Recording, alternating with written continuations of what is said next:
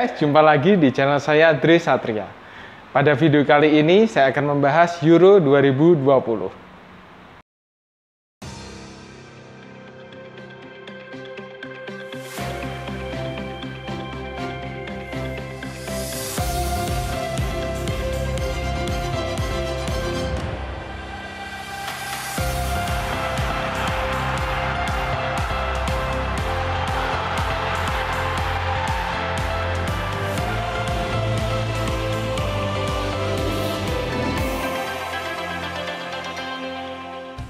Yuk, sebelum kita lanjut, kalau kalian suka sepak bola, kalian suka prediksi sepak bola, ulasan-ulasan sepak bola, tapi belum subscribe channel saya guys, silahkan subscribe dulu ya guys, supaya saya semakin semangat untuk mengembangkan channel ini, untuk bikin konten yang menarik untuk kalian semua. Di video kali ini saya akan membahas tentang prediksi juara Euro 2020 menurut pandangan saya, opini saya. Kalau kalian punya pandangan yang berbeda dengan saya atau opini-opini yang berbeda dengan saya, silahkan saja ya guys, bisa komen di bawah bagaimana pendapat kalian gitu guys. Oke, di gelaran Euro 2020 tahun ini saya menjagokan Prancis guys sebagai juara Euro 2020. Kenapa Prancis? Karena menurut saya itu Prancis tiap lini itu diisi oleh pemain-pemain yang berkualitas guys. Kayak oke, kita lihat dulu ya guys susunan pemainnya. Oke, kalau kalian lihat Prancis squad di tahun 2020 ini guys, itu Benzema itu dipanggil kembali ke timnas guys. Jadi selama 4-5 tahun terakhir kan nggak pernah main di timnas, tapi karena Benzema performanya bagus di Real Madrid, akhirnya dipanggil kembali ke timnas guys. Dan kalau kalian lihat, denger ya guys, itu penyerangnya Mbappe sama Benzema itu gimana kalian guys? Ngeri kan guys? Pasti itu penyerang yang top banget guys, Benzema sama Mbappe guys. Wow, denger aja dua penyerang itu duet itu sudah mengerikan guys. Terus kalau mereka lagi nggak perform, itu ada Griezmann sama Dembele, itu juga pemain-pemain yang kalau menurut saya sih hebat. Meskipun Griezmann itu kalau di Barcelona itu sering bapuk, sering nggak perform, tapi di luar Barcelona, di Atletico Madrid dulunya, di timnas Prancis, Griezmann itu selalu perform guys. Jadi penyerang dari Prancis ini tuh hebat-hebat guys. Mbappe sama Benzema, bayangkan Mbappe sama Benzema. Terus kemudian di lini tengah itu ada Pogba sama Kante guys. Gila nggak? Kante loh guys. Kante itu orang-orang tuh nyebut Kante itu punya jantung yang double gitu. Karena dia bisa lari sana sini, kuat sana sini, bisa bertahan, bisa menyerang bagus. Kante itu kalau ibaratnya kalau main 11 orang, ada Kante jadi 12 orang gitu guys. Wah, hebat banget Kante di tahun ini. Jadinya dengan adanya Kante di timnas Prancis ini guys, itu jadi nilai plus bagi timnas Prancis. Bayangkan semua orang main 11 orang, dengan adanya Kante bisa ibaratnya main 12 orang untuk Prancis guys. Wah, itu hebat sekali Kante. Jadi lini tengah ini bagus, ada Pogba, ada Kante, terus ada Rabiot dari Juventus, ini juga nggak begitu buruk guys. Terus kemudian di lini belakangnya ini ada Kimpembe dari PSG, ini juga pemain yang bagus guys, Kimpembe. Terus kemudian Rafael Varane dari Real Madrid, ini juga bagus juga. Terus kemudian Jules Koundé ini juga pemain yang bagus guys. Jadi kalau menurut saya sih belakangnya ini cukup oke lah, nggak semengerikan tengah sama depan, tapi belakangnya ini sudah cukup oke. Kalau menurut saya sih ada Kurtzoma juga dari Chelsea dimainin, terus ada Lenglet. Aduh, kok Lenglet ini jangan deh.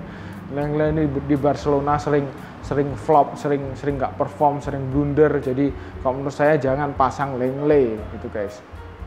Jadi kalau menurut saya sih di belakang nih bakal ditaruh itu pasti antara Kimpembe itu pasti main atau si Koundé yang main gitu. Ya, itu adalah prediksi saya juara Euro 2020 itu Prancis guys, karena Prancis itu tiap ininya hebat. Bayangkan aja, dengerin aja Mbappe sama Benzema duet guys, itu udah bikin ngeri guys. Oke, tim kedua yang saya prediksikan juara, kalau misal Prancis ini nggak juara, itu Itali guys. Kenapa Itali? Karena Itali itu ini karena saya lebih suka Roberto Mancini sih guys, karena faktor pelatihnya Roberto Mancini. Karena Pak Mancini itu kalau saya lihat tuh mengubah gaya bermain Itali yang biasanya bertahan itu sekarang itu lebih menyerang gitu guys. Terus saya suka itu tim yang punya lini tengah yang bagus guys. Biasanya tuh tim bisa juara itu karena punya lini tengah yang bagus, karena lini tengah ini tuh tugasnya kan bertahan bisa, menyerang bisa, mengalirkan bola ke striker bisa. Jadi kok lini tengahnya ini tuh bagus guys, itu biasanya tuh bisa juara gitu guys. Dan lini tengah di Italia ini guys ini cukup ngeri. Ada Jorginho di situ, terus kemudian ada Barella juga di situ. Barella ini pemain Inter, mungkin kurang begitu terkenal, tapi kalau menurut saya Barella ini adalah pemain yang bagus guys. Dan ya Jorginho ini di Chelsea musim ini juga bagus, karena Chelsea juga baru main champion dan dia selalu jadi tim inti di Chelsea. Ya lini tengahnya bagus, jadi kalau menurut saya sih ada Jorginho, ada Barella, kemudian nih Verratti ini masih cedera, nggak tahu bisa main apa enggak. Terus ya lainnya sih so-so sih, kayak Pellegrini, ada Bryan Cristante itu juga mainnya juga mungkin agak so-so. Cuman ya lini tengahnya itu saya yakin kenapa Italia itu saya jagokan, karena ada Jorginho sama ada Barella di lini tengah. Terus Italia ini juga punya lini belakang yang bagus guys. Ada ya ini lini belakangnya ini kemarin pertandingan terakhir itu dipasang Bonucci sama Chiellini. Ini dua-duanya dari Juventus. Ini juga pemain yang bagus, sudah senior dan sering diturunkan, sering masuk timnas Italia, dan dua-duanya jadi back yang tangguh. Jadi Bonucci, Chiellini, terus apa lagi? Sekarang itu ada Acerbi, ada Toloi, itu juga back-back yang keren dari Italia. Terus kemudian di lini depan sih kalau menurut saya sih untuk Italia ini agak kurang guys, tapi mereka bisa perform gitu, meskipun mereka bukan penyerang-penyerang hebat, penyerang-penyerang yang terkenal, tapi mereka itu di saat dibutuhkan tuh bisa perform. Ciro Immobile, terus Chiesa yang bermain di Juventus musim ini juga bermain dengan lumayan bagus.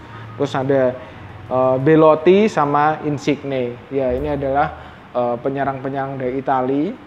Ya mungkin di internasional mereka kebanyakan pemain di Italia ini, pemain timnas Italia ini main di Liga Italia, liga lokal gitu guys, dan kurang terkenal di dunia, di Eropa sana, di internasional kurang dilirik oleh klub-klub Liga Inggris atau La Liga gitu. Jadi kebanyakan mereka bermain di tim-tim lokal, tapi ketika dibutuhkan mereka tuh perform guys. Kayak Ciro Immobile ini meskipun dia main di Lazio, tapi di timnas dia itu sering perform dan sering ngegolin gitu guys. Dan oke lah, lini depannya oke, lini tengah itu bagus karena ada Jorginho sama Barella, belakangnya juga tangguh. Terus kemudian kipernya tuh Donnarumma, itu kok menurut saya sih ini adalah calon kiper terhebat di dunia, itu adalah Donnarumma gitu guys. Dan potensial banget Donnarumma ini guys. Terus kemudian ya faktor terbesarnya karena Roberto Mancini sebagai pelatihnya. Roberto Mancini ini pernah menangin Liga Inggris, pernah menangin Liga Serie A juga, jadi trofinya sudah lumayan banyak, dan dia merubah permainan bertahan Italia menjadi menyerang. Terus kemudian di pertandingan terakhir ini Italia itu sering menang gitu guys, menangnya juga sering menang besar gitu guys. Jadi Italia ini kalau menurut saya sih tim yang patut dijagokan.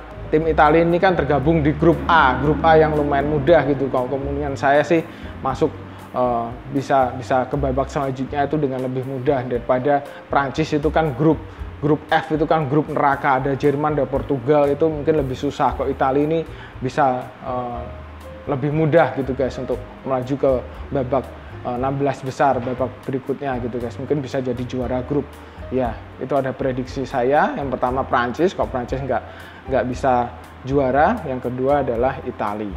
Soalnya itu saya menjagokan Portugal guys. Portugal, karena Portugal ini juga tiap lini itu juga bagus guys. Jadi belakangnya itu ada Diaz, terus kemudian ada Pepe juga di belakang yang sudah senior, terus kemudian ada Bruno Fernandes di tengah ya guys, terus kemudian di depannya ada Cristiano Ronaldo, ada Joao Felix, terus ada Diogo Jota. Itu juga tiap lini tuh bagus guys, tapi saya lihat nih kelemahannya tuh mungkin di strategi di pelatihnya itu guys. Jadi mereka sering main bertahan, terus kemudian di tengah itu kalau menurut saya Bruno Fernandes ya guys. Ya ada Bernardo Silva juga di tengah sih guys, tapi kenapa ya tengahnya ini kurang jalan gitu guys. Di pertandingan lawan Italia kemarin tuh tengahnya kurang jalan gitu guys, jadinya permainannya jelek pas kemarin lawan Spanyol, pas kemarin lawan Spanyol itu kok saya lihat sih permainannya tuh kurang begitu bagus. Mungkin mereka butuh pemanasan atau butuh friendly match sehingga mereka lebih klop lagi, saya nggak tahu. Tapi ya ini Bruno Fernandes ini perlu digarisbawahi guys. Kadang tuh dia tuh bermain bagus, kalau bagus bisa bawa timnya menang. Kalau Bruno Fernandes main jelek bisa bawa timnya seri atau kalah. Seperti kayak di MU juga, mainnya juga angin-anginan. Kadang kok dia bagus, MU menang. Kalau dia jelek, MU kalah. Ini juga sama nih, karena lini tengah itu kan krusial guys. Dan Bruno Fernandes nih pemain yang diandalkan di Portugal. Jadi kalau tengahnya angin-anginan kayak gini, saya tuh jadi ragu untuk menjagokan Portugal sebagai juara guys. Karena Bruno Fernandes ini angin-anginan. Jadi kalau dilihat Joao Felix atau Diogo Jota pasti bermain lebih ekstra atau turun ke bawah gitu loh untuk membantu untuk mendapatkan bola gitu loh. Bruno Fernandes ini nggak perform gitu guys. Ya karena kalau andaikan Bruno Fernandes ini bisa perform terus, mungkin Portugal mungkin bisa dijagokan sebagai juara. Tapi ya saya itu nggak sukanya karena Bruno Fernandes tuh angin-anginan, makanya saya nggak jagoin Portugal sebagai juara. Terus seperti yang jersey yang saya pakai ini, saya itu sebenarnya favorit dari dulu itu Spanyol guys. Tapi Spanyol itu musim ini di gelaran Euro 2020 ini guys, aduh itu saya nggak suka Morata guys. Saya jujur kalau saya itu nggak suka Alvaro Morata karena pemain ini tuh bapuk guys. Aduh finishingnya jelek juga guys. Apalagi penyerangnya di gelaran Euro 2020 ini ada Ferran Torres itu juga di City kan juga jarang dimainin, dia cuma jadi pelapis kedua aja. Terus kemudian Morata di Juventus juga aduh bapuk banget guys. Jadinya saya nggak jagoin juga Spanyol jadi juara guys, karena penyerangnya tuh kurang gitu guys. Meskipun lini tengah sama lini belakangnya itu juga sudah oke, tapi ya kok menurut saya sih kok feeling saya sih Spanyol nggak bisa juara gitu. Saya juga pelatihnya Luis Enrique ini juga cuma bawa 24 pemain aja, nggak mensertakan pemain-pemain dari Real Madrid. Itu kok menurut saya kok agak arogan, agak sombong gitu guys. Jadinya kok biasa kok orang sombong itu nggak bisa perform, tidak diberkati gitu guys. Kebiasa ke orang sombong gitu guys. Jadi saya tuh tidak begitu menjagokan Spanyol. Ya tetap jagoan saya untuk di gelaran Euro 2020 ini, 1 Prancis, 2 Italia. Terima kasih guys sudah menonton video saya sampai habis. Kalau kalian nggak setuju dengan opini dan pendapat saya tadi, silahkan komen di bawah ya guys. Jangan lupa subscribe channel saya guys, supaya saya semakin semangat untuk bikin konten sepak bola seperti ini. Ciao.